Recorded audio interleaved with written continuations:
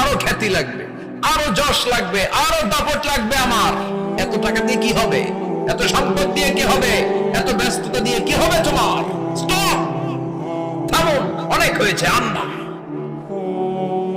থামুন, take a rest, take a breath and think about death.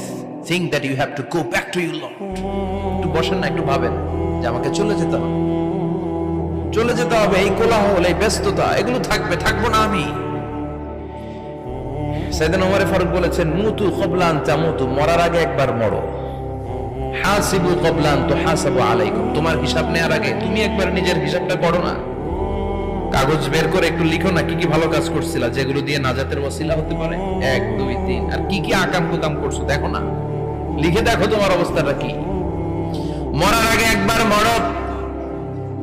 মরার আগে খাটের মধ্যে শুয়ে